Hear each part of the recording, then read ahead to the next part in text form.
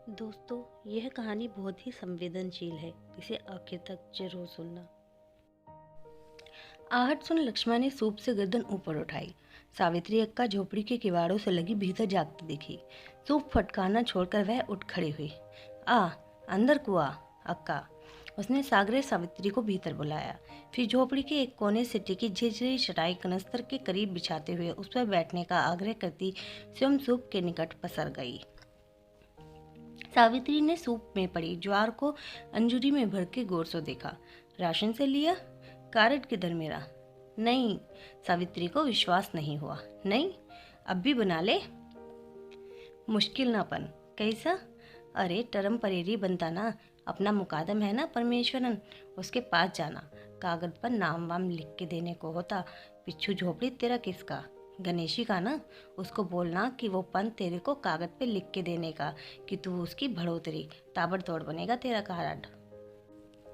उसके पास ही चीकट गुदड़ी पर पड़े कुनमुनाए छोटू को हाथ लंबा कर थपकी देते हुए गहरा निश्वास भरा जाएगी नहीं गलीच जाना। सावित्री ने सयानों से ताकीद की। फिर सूप में पड़ी गुबरी पर ज्वार की ओर संकेत कर बोली, ये 2 20 किलो खरीदा ना, कारट पे 1 60 मिलता। छोटू फिर कुनमुनाया, पर अब की थपकियाने के बावजूद चौंक कर रोने लगा। उसने गोद में लेकर स्तन उसके मुंह में दे दिया। कुछ क्षण चुकन्ने के बाद बच्चा स्तन छोड़ बिरझाया सा चीखने लगा। क्या होना? टच नहीं। इसने ऐसा है दृष्टि सावित्री पर डाली। काची दे, वॉइस देती पान। मैं भेजती एक वाटी तांदुल। सावित्री उसका आशय समझ उठ खड़ी हुई। तेरा बड़ा किधर? और मझला किस तू? खेल तो होएंगी किधर? उसने मनुहार पूर्वक सावित्री की बाहें पकड़कर बैठाते हुए कहा।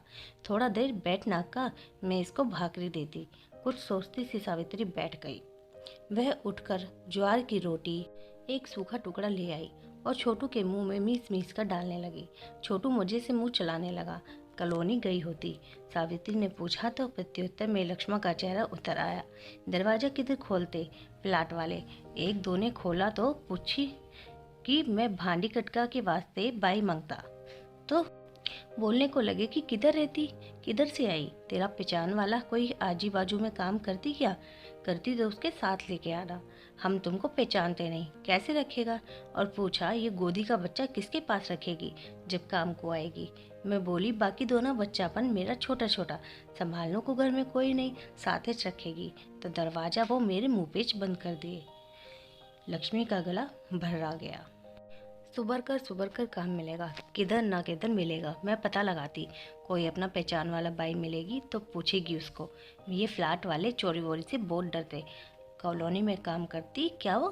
सावित्री ने कंधा थपका उसे ढांढस बंधाया। उसका चेहरा घुमाकर आंसू पोंछे। अपना उदाहरण देकर भर आए मन से हिम्मत बांधने लगी कि तनिक सोचे, उसके तो फिर 3 औलादे हैं। वह अकेली किसका मुंह देखकर जिंदा रहे? मुल्क में समुद्र तट पर बसे उसके पूरे कुटुंब को अचानक दोपहर उन्मादी तूफान ले गया था और घर में दिया जलाने वाला भी कोई नहीं बचा। मैं मरी क्या सबके साथ? देख, अपना दुख तसल्ली नहीं देता, दूसरों का दुख जरूर साहस पिरो देता है। यह सोचकर सावित्री ने अपनी पीड़ा की गांठ खुरच दी। लक्ष्मण ने विहल होकर अक्का की हथेली भींच ली। कल मेरा दुकान पर आना, सेठ बहुत हरामी है, पन में हाथ पाँव जोड़ेगी तेरे को रखने के वास्ते। और हाँ, बड़ों को ताबड़तोड़ भेजना तांदुल के वास्ते। उसने स्वीकृति में सिर हिला दिया। सावित्री झोपड़े से बाहर आई तो लक्ष्मण की दयनीय स्थिति से मन चिंतित हो आया। मजे में गृहस्थी कट रही थी, ऐसी पनौती लगी कि सब उजड़ गया। मर्द मिस्त्री था, 30 रुपये दिहाड़ी लेता। एक सुबह 25 माले ऊंची इमारत में काम शुरू किया ही था कि बंधे बांसों के सहारे फल्ली पर टिके पाँव बालकनी पर प्लस्तर चढ़ाते फिसल गए। 15वें माले से जो पके कटहल का चुआ तो आह भी नहीं भर पाया। गुड़प्पा सेठ खड़ूस था, साबित कर दिया कि मिस्त्री बाटले चढ़ाए हुए था। अलबत्ता रात को जरूर वह बोतल चढ़ा के सोया था, पर सुबह एकदम होश में काम पर गया। मुंह से दारू की बात नहीं गई तो और बात। 1000 रुपया लक्ष्मण को टिका के टरका दिया हरामी ने। सबने बोला ठेकेदार सेठ को, मगर उसने लक्ष्मण को काम पर नहीं रखा। बोला इसका तो पेट फूला है, बैठ के मजूरी लेगी। बैठ के मजूरी दिनों को उसके पास पैसा नहीं। मिस्त्री मरा तो वह पेट से थी, 7वां महीना चढ़ा हुआ था। बुरा वक्त, एक काम 10 मजूर, काम मिले भी तो कैसे, ऊपर से मुसीबत का रोना। एक से एक बेईमान ओढ़कर निकलते। किसी के पास कोई असली जरूरतमंद पहुंचे भी तो कोई विश्वास कैसे करे। छोटी को कमर पर लादे लक्ष्मण बनिए की दुकान के सामने जा खड़ी हुई। सावित्री की नज़र उस पर पड़ी तो वह काम से हाथ खींच बनिए के पास पहुंची और लक्ष्मण की मुसीबतों का रोना रोकर उस पर दया करने की सिफारिश करने लगी। लेकिन बनिए के डपटने पर कि जाओ जाकर अपना काम देखो, वह विवश सी एक बड़े से झारे से अनाज चलाने बैठ गई। उसकी बगल में चादरनुमा टाट पर पंजाबी गेहूं की ढेरियां लगी हुई थी। पहले सेठ से उसके मेहनताने का करार गोनी पीछे 2 रुपया था। फिर सेठ को लगा कि इस सौदे में उसका नुकसान यूं है कि नौकर गोनियां जल्दी जल्दी निपटाने की मंशा से बीनने चुनने में मक्कारी बरतते और उसके फ्लैट वाले ग्राहक अनाज में कंकड़ पत्थर निकालने पर प्राय उससे झिकझिक पर उतर आते हैं और उनकी दुकान पर जिस मुताबिक दाम लिए जाते हैं सामान उतना साफ सुथरा नहीं मिलता। सेठ ने फिर दिन के हिसाब से मजूरी तय कर दी। अब स्थिति बेहतर है, दोनों नौकरानियां और नौकर मन लगा के काम कर रहे हैं। सेठ ने ग्राहकों से फुर्सत पाई तो लक्ष्मण की ओर मुखातिब हुआ। उससे पूछा कि वह पहले कहाँ काम करती थी। उसके बताने पर कि जब मिस्त्री पति जिंदा था तो वह भी उसके साथ बेगारी करती थी, ईंट गारे के तसले ढोती थी और पिछले 1.5 साल से वह बाकायदा किसी काम पर नहीं है। सेठ ने उसे संदिग्ध नजरों से देखा और एक बहुत टेढ़ी कर सवाल किया कि क्या उसके यही एक बच्चा है जो गोदी में है। लक्ष्मणी है बताने कि इसके अलावा उसके 2 बच्चे और हैं। सेठ ने उन बच्चों की उम्र जाननी चाहिए। उसने बेझिझक बता दिया कि बड़े वाला 6 का है और मझला 4 का। सेठ ने छूटते ही टकासा जवाब दिया, कैया रखेगा तुम्हारे को, बड़ा बच्चा वाली औरत को पड़वारता नहीं, पीछे एक बच्चे वाली औरत को रखा होता। उसने इतना घोटाला किया कि क्या बोलूं। वो काम पर बैठती नहीं कि उसका एक न एक बच्चा मिलने को आता रहता। पता नहीं कैसे होशियारी से वो 2-2 4-4 किलो अनाज गायब कर देती कि मेरा मगज फिर जाता। पूछने पर शेंडी लगाती, सेठ कचरा बहुत निकलता। फिर थोड़ा उठकर अर्थपूर्ण ढंग से उसके चेहरे को टटोलते हुए बेशर्मी से मुस्कुराया और बोला, काम पे रखने को सकता, अपन गारंटी के वास्ते कोई दागीना बिगीना डिपॉजिट रखे। कारण कि गोनी पीछे के लिए 1.5 किलो कचरा निकलता है। उसके जास्ती कचरा निकलेगा तो डिपॉजिट में से कीमत कट जाएगा। मंजूर तो बोलो। क्या बोले।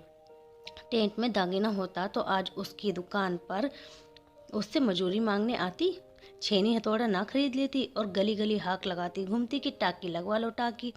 कोई नहीं जानता कि छेनी हथौड़ी हाथ में आते ही सिलबट्टे पर उसके हाथ किस मुस्तैदी से थरकने लगते हैं। छोटू कमरे पर लटक उसकी पकड़ से नीचे खिसकता महसूस हुआ। संभली और मुड़कर बिना सावित्री अक्का की ओर देखे चल दी। उनकी ओर देख सकने का साहस नहीं जुटा पाई। सावित्री अक्का को जरूर लगा होगा कि सेठ ने उसको इनकार नहीं किया, बल्कि जैसे उसे झोटा पकड़ नौकरी पर से बाहर कर दिया। जो औरत अनाज के कचरे में से उसके बच्चों के लिए घुघरी बनाने के लिए अन्न के दाने चुरा कर लाती है, उसके कलेजी की लाचारगी और पीड़ा निश्चित ही उसकी छाती पर धसी और मानना की कीलों से कम गहरी और छरछराहट पैदा करती हुई ना होगी।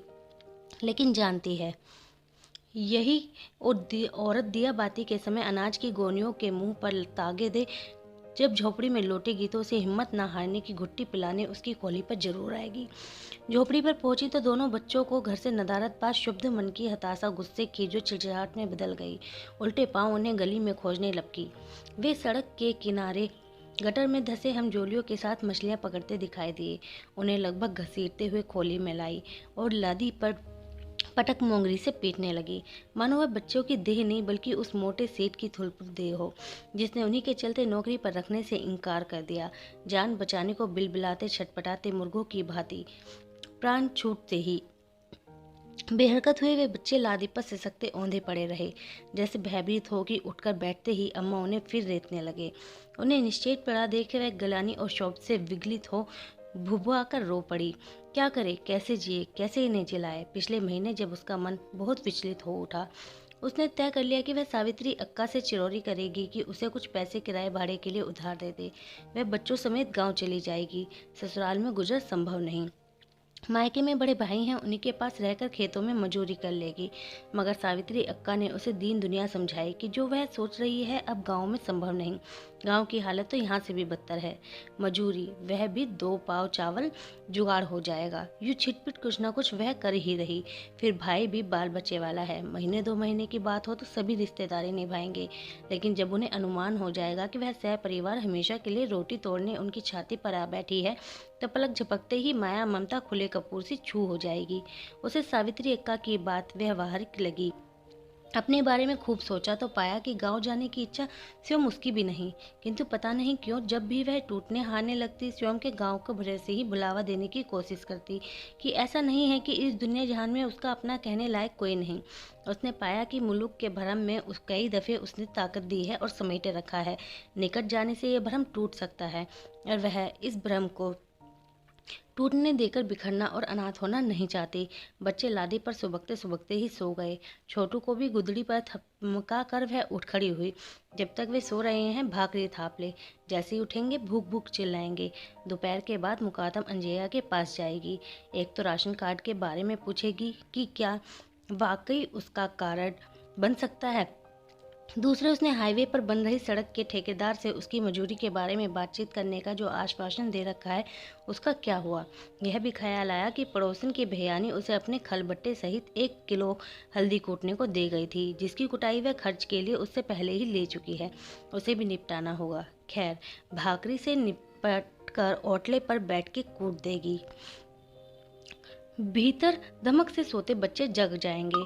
मुकादम के यहाँ से उत्साहित और प्रसन्न मन लौटी।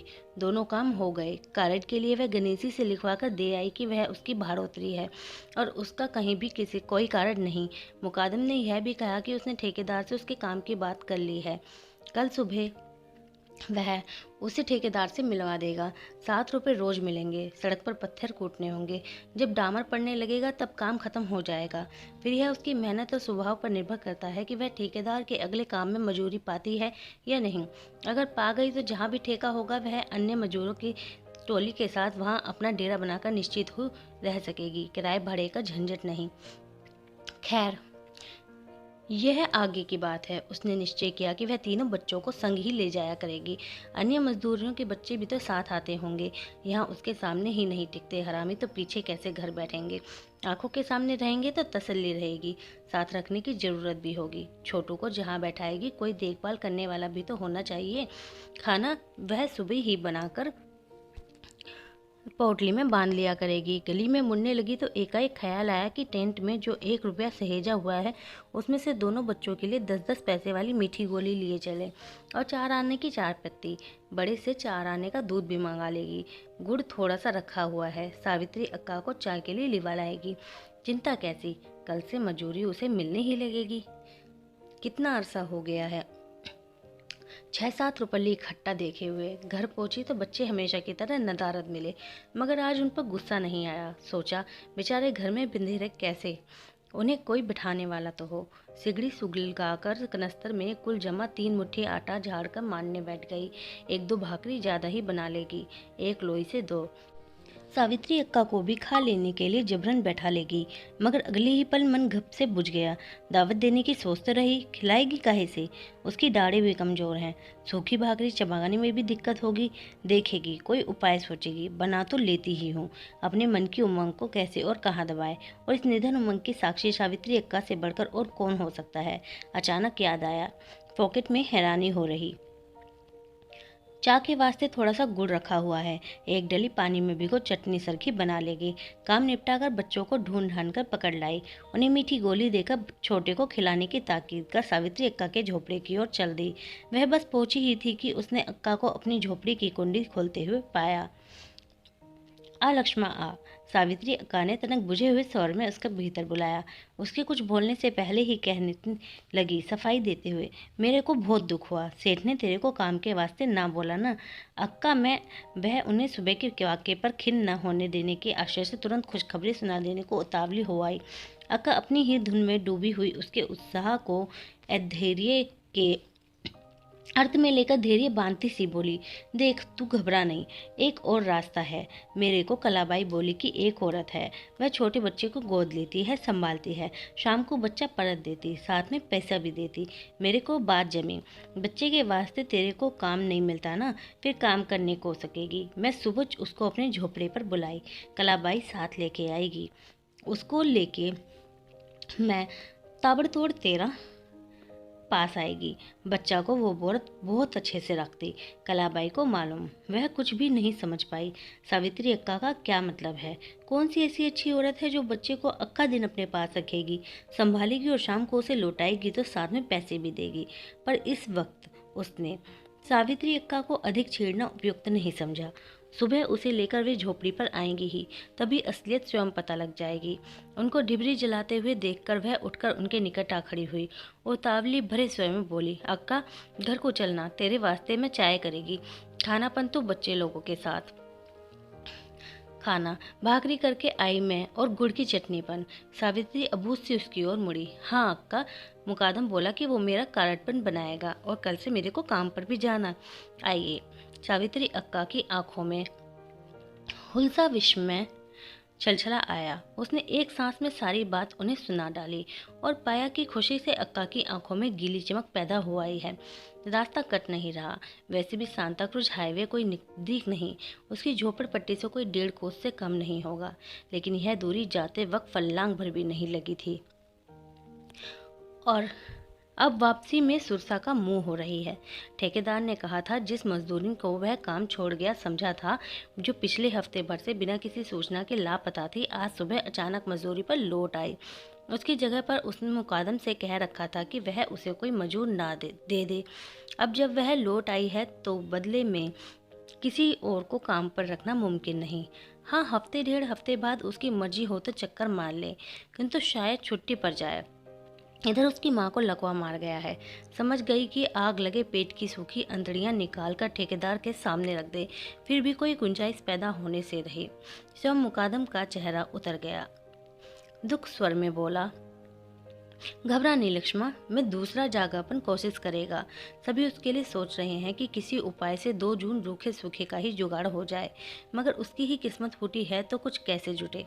सुबह कितने ताव से सावित्री अक्का से ऐठ गई थी कि अक्का ने उसकी मदद की खातिर इतना कमीना रास्ता कैसे सोचा, क्यों ले आई उस बच्चात औरत को उसके पास। सुनकर अक्का ने बग्गे चिढ़े हुए उत्तर दिया कि वह उसकी दुश्मन नहीं, न बच्चों की, मगर बच्चों का दाने दाने को तरसना उससे झेला नहीं जाता।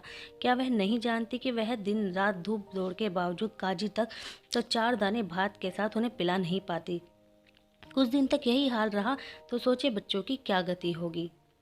उन्हें भी कलाबाई के मुंह से पहले यह प्रस्ताव सुनकर आश्चर्य हुआ था कि कोई अपने कलेजे के टुकड़े को भीख मांगने वाली औरत को किराए पर कैसे दे सकता है। ऐसी गलीज हरकत से तो डूब मरना अच्छा। इसी उधेड़ बुन के चलते सच्चाई जानते हुए भी कल उसने शाम को लक्ष्मा को वास्तविकता नहीं बताई। पूरी रात करवटें बदलते सोचती रही कि उचित अनुचित क्या है। आखिर यही लगा जैसे किसी कठिन परीक्षा की घड़ी लक्ष्मा की चल रही, उसमें अधिक सोच विचार की गुंजाइश नहीं। हाँ, कल अगर उसे कोई मिल जाता है और वह अपने बच्चों को आराम से पाल पोस सकती है तो अपना बच्चा उससे वापस लेने में कौन सी दिक्कत।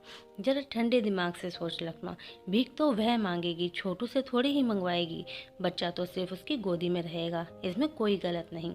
कलाबाई ने उसका संकोच तोड़ना चाहा। वह अवाक सी सबके तर्क सुनती रही। साथ ही औरत ने अतिरिक्त उत्साह प्रदर्शित करते हुए अपनी बगल में लटके चीकटे थैले में से एक लुभावनी प्लास्टिक की दूध की बोतल निकालकर उसे दिखाई और कहा, वह बड़े बच्चों को नहीं, गोदी वाले को ही किराए पर लेती है, उसकी देखरेख की पूरी जिम्मेदारी उठाती है। क्योंकि छोटे बच्चे दूध, बिस्किट आदि पर ज़्यादा खर्च आता है, इसलिए उसी के हिसाब से उसका कम किराया हो जाता है। किराया वह 2 रुपये मात्र देगी, जिससे वह हर शाम बिना नागा थमा दिया करेगी। बच्चे की किस्मत से अगर कमाई ज़्यादा होने लगी तो वह उसका किराया भी बढ़ा देगी। बच्चों की कमी नहीं, उसे एक ढूंढो 1000 मिलते हैं। पर कलाबाई ने उसकी विशेष सिफारिश की तो वह लक्ष्मा से मिलने चली आई। अगर उसे सौदा नहीं पड़ता तो वादा नहीं, मगर उसे जलील क्यों कर रही। उसे क्या पता कि भीख मांगना कितना कठिन काम है और इस काम में उसे कितनी जिल्लतें उठानी पड़ती हैं। विरार से चर्च गेट से विरार घंटों डिब्बे खड़े खड़े यात्रा करनी पड़ती है। सवारी गिड़गिड़ाना पड़ता है। बच्चे को उठाए बाजू दुख जाते हैं। उसका हगना मूतना धोते रहो।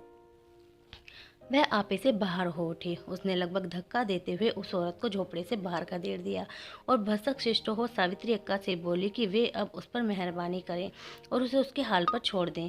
वैसे आज से वह मजूरी को जा ही रही है, सब संभल जाएगा। लेकिन बंधी हुई उम्मीद कुछ ही घंटों में दम तोड़ बैठी। यह कैसी अंतहीन परीक्षा है।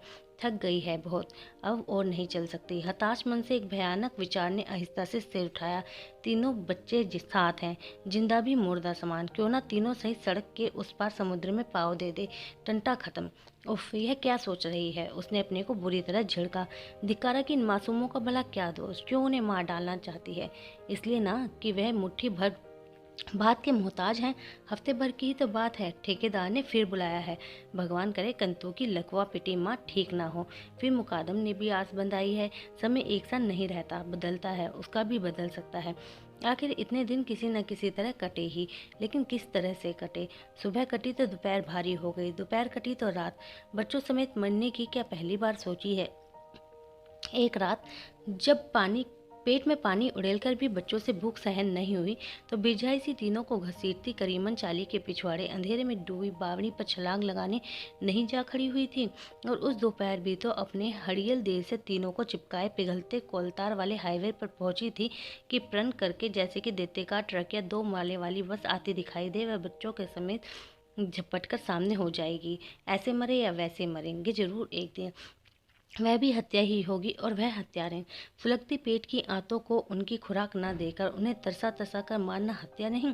जिस आर्स के छोर को मुट्ठी में भींचे वह अपने को ढांढस बंधा रही है। अगर उसी कंतु की माँ एक रोज ठीक होकर उठ खड़ी हुई तो क्या ठेकेदार उसे मजूरी पर रखेगा? नहीं, हरगिज नहीं। आज की तरह ही उसे टरका देगा। कितना गिड़गिड़ाई थी वह। मुकादम के सामने है कि जहाँ इतने मजूर खपे हुए हैं, एक उसे भी रख ले, भले आधी मजूरी पर ही सही। मगर ठेकेदार ने बेअसर होकर टका सा जवाब पकड़ा दिया। वो पन बहुत मुश्किल है। वैसे नई बात नहीं, आधे से भी जास्ती मजदूर इधर आधी दिहाड़ी पर काम करते। पूरी दिहाड़ी कौन देता? ट्रेनिंग में सरकार देती, लगा के चिलचिलाती धूप में। वह जिस कुटती पिसती सड़क को अपने पीछे छोड़ आई है, वह पीछे कहाँ छूटी है। सड़क की छाती उसके सीने से चिपकी उसके संग चली आई है, और पत्थरों से लदे ट्रक लगातार वहाँ खाली हो रहे हैं, और सैकड़ों हथौड़े एक साथ ठक ठक उसकी छाती कूट रहे। सहसा बिजली का सा विचार दिमाग में तड़का। बच्चे बच सकते हैं, उपाय है। अगर वह छोटू को, उस भिखमंगी औरत को किराए पर उठा दे तो छोटू का पेट भरेगा ही भरेगा। 2 रुपए ऊपर से मिलेंगे, उसमें किलो भर मोटा चावल आ जाएगा। बड़े और मंझले के पेट में भी दाने पड़ जाएंगे। फिर कौन उसे हमेशा के लिए किराए पर उठाएगी? कुछ ही दिन की तो बात है। ठेकेदार ने मजूरी नहीं भी दी तो देर सवेर कहीं ना कहीं जुगाड़ लग ही जाएगा। मजूरी मिलते ही वह ताबड़तोड़ छोटू को उस औरत के चंगुल से छुड़ा लेगी। किसी को पता भी नहीं चलेगा। सावित्री अक्का की बात अलहदा है। वे तो उसकी ढके फटे की साथ ही है ही। संध्या को अक्का से जाकर कह देगी कि उसे उस औरत की बात मंजूर है। संध्या को ही क्यों, अभी ही क्यों नहीं, यहाँ से सीधा सावित्री अक्का की दुकान पर ही न चली जाए। कहीं ऐसा ना हो वह औरत अपने धंधे के लिए कोई दूसरा बच्चा तय कर ले। अभी मिल लेगी तो सावित्री अक्का कलाबाई के हाथों फौरन उसके पास खबर भिजवा देंगी कि उसे बच्चा देने में कोई ऐतराज नहीं। छोटू पेट में आया तो उसका सपना था कि उसके होने पर वह मिस्त्री से जिद कर फ्लैट वालों जैसी रंग बिरंगी दूध की बोतल खरीदेगी। भले उसकी छातियों से बाल्टियों दूध उतरे। वह सिगड़ी पर से गीला भात उतार कर सूखी मछली का सालन छोकने जा रही है, लेकिन उचाट मन हाथों का साथ नहीं दे रहा। अंधेरा गाढ़ा हो रहा है, मगर अब तक छोटू को लेकर जग्गूबाई खोली नहीं लौटी। छोटू को धंधे पर ले जाते उसे तीसरा महीना पूरा होने को आया, पर कभी लौटने में इतनी देर नहीं हुई। अंधेरा घिरने से पहले वह छोटू को उसके हवाले कर जाती है और बिना नागा 2 रुपए के चिल्लर उसकी हथेली पर रख देती है। मन अनेक अनहोनियों में घुमड़ रहा। कहीं भीड़ भड़क्के में चढ़ते उतरते धक्का ना खा गई हो, बिना टिकास के तो नहीं घूमती फिरती कि पकड़ी गई हो और जेल में बंद हो। फिर कुछ सूझ नहीं रहा कि क्या करे, रहती कहाँ है यह भी तो उसे ठीक से पता नहीं कि वहीं चक्कर मारकर खोज खबर ले ले। कहीं वह सीधे अपनी खोली पर तो नहीं चली गई। हालांकि बगैर छोटू को उसके हवाले किए वह सीधे अपनी खोली नहीं जाएगी। कभी गई नहीं, लेकिन जाने को जा भी सकती है। उस जैसी सिरफिरी माँ कोई होगी जिसको अपने कलेजे का टुकड़ा सौंपा उसका ठिकाना नहीं रखा चाहिए। माना कि सौदा सावित्री अक्का ने पटाया, लेकिन खुद उसकी जिम्मेदारी नहीं बनती सावित्री अक्का को खबर कर दे। सालन पर ढक्कन देकर उठने को ही थी कि झोपड़ी के दरवाजे पर किसी के नंगे पैरों की आहट सुनाई दी, और दूसरे ही पल लस्त पस्त जग्गूबाई सोते हुए छोटू को गोदी में उठाए भीतर दाखिल होती दिखाई। उसकी जान में जान आई। कुछ पूछने से पहले ही जग्गूबाई ने छोटू को उसकी गोदी में उतारते हुए आंखों को नचाकर संकेत किया कि पहले बच्चे को वह चटाई पर थपका दे। बड़ी मुश्किल से सोया है, बहुत बोमड़ी मारता। छोटू को लेते हुए उससे सुबर नहीं हुआ। कुछ लफड़े फड़े में फंसी क्या? उसकी नादानी पर जग्गूबाई फिक से हंस दी। मेरे को लगा कि तू यही सोच के घबराती होगी। मैं धाई धाई में फास्ट ट्रेन में चढ़ी, पिच्छू वो खार किधर रुकने की, बोरीवली उतरी कि ताबड़तोड़ सिलो ट्रेन पकड़ी और अब इब्बी इधर पहुंची। ले फटाफट तेरा हिसाब ले। उसने टेंट खोलकर 2 रुपए की चिल्ला गिनी और उसकी ओर बढ़ा दी। फिर एल्युमिनियम का पिच का कटोरा औंधा कर दिखाती हुई ठेना मारती सी बोली, जरा पन धंधा नहीं हुआ, पर तेरे को जो ठहराया वो देनाच ना। लक्ष्मण ने निशब्द चिल्लर की ढेरी बनाई और धोती किनारे में जनतन पूर्वक लपेट कर टेंट में खोस ली। धंधा हुआ कि नहीं, भला इससे उसको क्या लेना देना, वह ज्यादा कम के टंटे में पड़ती ही नहीं। इधर जग्गूबाई छोटू को लेने झोपड़े में घुसती नहीं कि उसके जाते ही वह बड़े और मंझले को सामने ही खेलते रहने की धमकी देकर घर से बाहर हो लेती। जहाँ जो बताता पता लगाने पहुंच जाते। क्या उसके लायक कोई काम वहां निकल सकता है? कल सुबह ठेकेदार के पास मुकादम को लेकर फिर चक्कर मार आई है। कंतु की माँ ठीक नहीं है, फिर भी वह छुट्टी पर नहीं जा रहा। सालन की फदकन से पतीली का ढक्कन भक भक कर आ रहा है। आंचल से ढक्कन खींचकर देखा तो सुगंध से अंदाजा हो गया कि बॉम्बिल पक गई। उसे बच्चों का ख्याल हो आया। बेचारे संध्या से ही भूख भूख के रट लगाए, सिर पर कूदमकाद मचाए हुए हैं। मझले किस्तू ने आकर कई बार पूछा, छोटू धंधे पर से नहीं आया, आएगा तो पिच्छू भाकरी देगी। किसी प्रकार उन्हें बहला फुसलाकर बाहर भेज दिया। करती क्या, छोटू की चिंता किसी काम में रमने ही नहीं दे रही थी। खैर अब तो छोटू घर आ गया और खाना भी पक गया। उठी और बच्चों को बुलाने के लिए बाहर लपकी। अभी उसे झोपड़े से बाहर पाँव ही दिया था कि अचानक छोटू चीख कर जाग गया और चीखे मार मार कर रोने लगा, जैसे किसी ने उसे सोते में चिकोटी भर ली और वह पीड़ा से बिलबिलाकर चीख पड़ा हो। वह पलटकर घबराई हुई सी उसकी ओर दौड़ी, उसे गोदी में उठाकर पुचकारा, दुलराया, फिर कटोरी चम्मच उसके सामने रखकर टनटनाकर बहलाया कि कुछ दूर किसी प्रकार से छोटू बहल जाए और कटोरी चम्मच के संग खेले तो वह बड़े और मंझले को लिवा लाए। मगर उसने पाया कि छोटू किसी तरह चुप होने को तैयार नहीं। शंका हुई, कीड़ी वीड़े ने तो नहीं काट खाया। चौकन्नी नजर से उसने लादी टोही, उसे कुछ नहीं दिखा। खींचकर वह उसे ज्यों का त्यों छोड़कर बाहर हो गई। इधर छोटू बहुत चींची करने लगा है। उसे लगता है कि दिन भर जग्गूबाई की गोदी चढ़े रहने और घर से बाहर रहने के कारण छोटू को घुमक्कड़ी की बुरी लत हो गई। यही वजह है कि घर में घुसते ही वह लगातार मिमियाता रहता है और चाहता है कि कोई ना कोई उसे गोदी में उठाए ही रहे। दिन भर की मगजमारी के बाद बचता है बूता की छोटू की गोदों में टांग डाले। जिद की आदत छुड़ानी होगी। बड़े और मंझले किस्तू को लेकर घर में घुसी तो छोटू को पूर्ववत चिंचियाते पाया। अब कि उसने ध्यान ही नहीं दिया। किस्तू उससे गोदी में उठाने लपका तो उसे भी डपट दिया, पड़ा रहने दे। छोटू को अनदेखा करते हुए बड़े और किस्तू के लिए भात और बॉम्बिल परोस कर थाली उनके सामने सरकाई कि तभी दृष्टि उसके चीकट हाथ पांव पर गई। खिसती हुई उठी और उन्हें लगभग घसीटते हुए मोरी के निकट ले जाकर भुनभुनाती हाथ पांव धुलाने लगी। सुबह बाबड़ी से पानी खींच भरपूर दोनों को नहला धुलाकर छोड़ गई थी। कैसे गटर में लोटे सुअर सरीके थान हो रहे। पल्ले से बड़े का मुंह पोंछ रही थी कि अचानक पलटी थाली की झन्नाहट सुन मुड़कर देखा, पाया कि बेया बेया निकट जाकर छोटू ने झपटा मारकर भात की थाली लादी पर उलट दी। वह क्रोध से बावली हो उठी। ताड़ ताड़ उसने लपक कर छोटू को थप्पड़ जड़ दिए।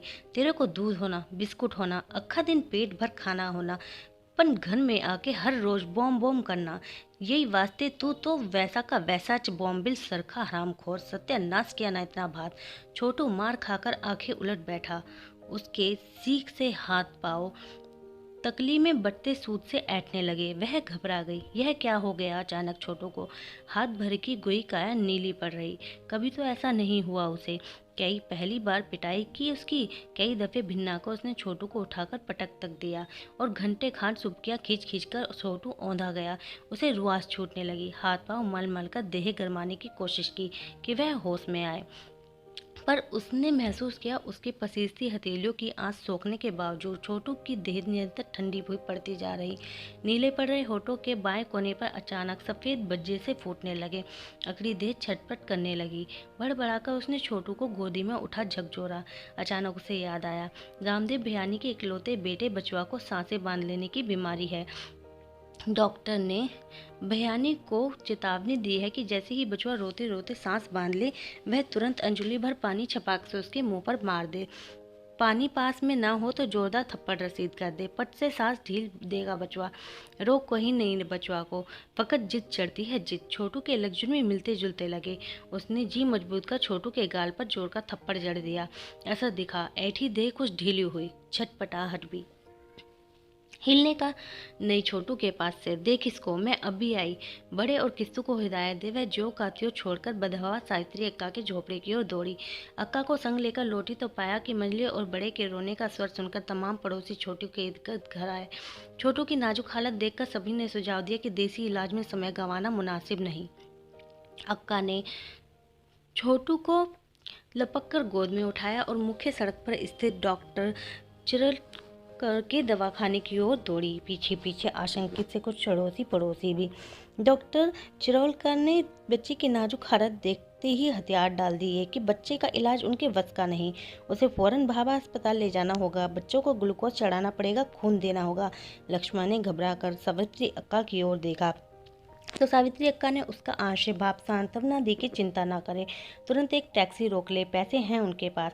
सयानी अक्का छोटी को सीधा उसी वार्ड मिलेगी जहां गंभीर मरीज को दाखिल किया जाता है, जहां पर्ची बाद में कटती है, डॉक्टर पहले देखते हैं। तकरीबन 5 मिनट बाद अचेत पड़े हुए छोटू को बड़ी नर्स देखने आई तो उसके मनासन हालत देखकर चिंतित हो उठी।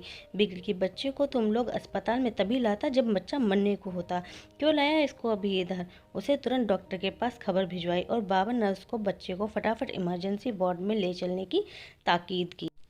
दीवार से टिकी खड़ी अडोल लक्ष्मा की सूनी आंखें वार्ड के बंद दरवाजे को सूजे सी छेद थी, आर पार देख पाने को छटपटाने सी लगी। धीमी सी अक्का ने निढाल लक्ष्मा को छुआ। ग्लूकोज का एक बाटली को खाली होते 4 तास लगेंगे। अक्का रात ऐसा खड़ा होने से चलेगा? सोचते ही तबीयत बिगड़ी ना, बिच्छू तेरे को देखना कि छोटू को संभालना। डॉक्टर बहुत होशियार इधर के, सब ठीक होएगा, अक्का ने ढांढस बंधाया।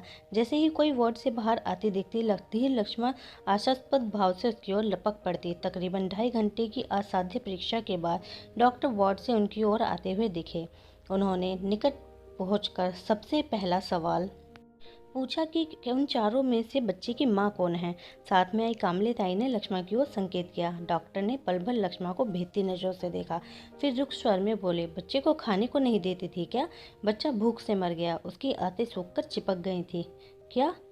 लक्ष्मा के गले से आरी सी काटती एक करुण चीख फूट पड़ी। पर कैसे? वो तो बोलती होती कि उसको दूध देती, बिस्किट खिलाती। उस पर बेहोशी से छाने लगी। साथ आई औरतों ने लपक कर लक्ष्मा को सहारा। समय कुसमय का संकोच त्यागे कामले ताई अपना शोभ नहीं रोक पाई।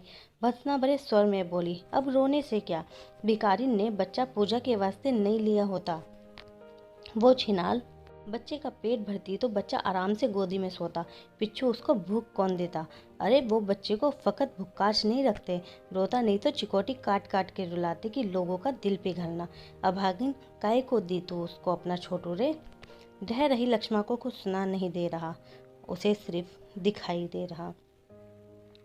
दूध भरी बोतल, बिस्किट का डब्बा, चिपकी आते और एक बच्चे की लाश।